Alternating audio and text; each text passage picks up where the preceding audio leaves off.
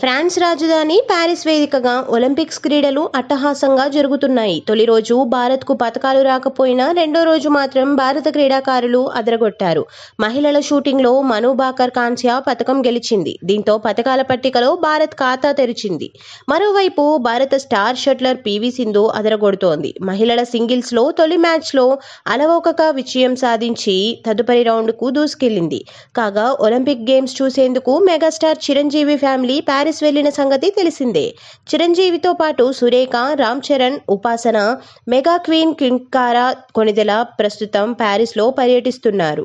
ఈ నేపథ్యంలో ప్యారిస్ వీధుల్లో రామ్ చరణ్, పీవీ సింధు ఎదురుపడ్డారు. ఒకరినొకరు ఆత్మీయంగా పలకరించుకున్నారు. కాసేపు సరదాగా ముచ్చటించుకున్నారు. రామ్ చరణ్ వెంట రైమ్ కూడా ఉండడం విశేషం. ఈ సందర్భంగా పీవీ సింధు, రామ్ చరణ్, ఉపాసన దంపతులకు ఒలింపిక్ గ్రామమంతా తిప్పి చూపించారు. ఈ సందర్భంగా రామ్ చరణ్ పెట్ డాగ్ రైమ్ను సింధు ముద్దు చేశారు. మీరు ఎక్కడికి వెళ్ళినా ఇది మీ వెంట ఉండాల్సిందేనా అని రామ్ చరణ్ను సింధు ప్రశ్నించగా, తప్పకుండా ఉండాల్సిందే అంటూ రామ్ చరణ్ బదులిచ్చారు.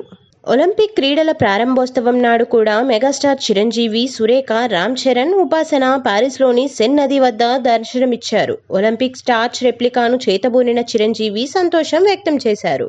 ఇక సినిమాల విషయానికి వస్తే స్టార్ డైరెక్టర్ శంకర్తో కలిసి గేమ్ చేంజర్ సినిమా చేస్తున్నాడు రామ్ చరణ్. కాగా ఈ మూవీలో చరణ్ సరసన కియారా అద్వానీ హీరోయిన్గా నటిస్తున్నారు. తమన్ సంగీతం అందిస్తున్నారు. ఇక ఈ సినిమాతో పాటు చరణ్ దర్శకుడు బుచ్చిబాబు దర్శకత్వంలో కూడా మరో సినిమా చేస్తున్నారు.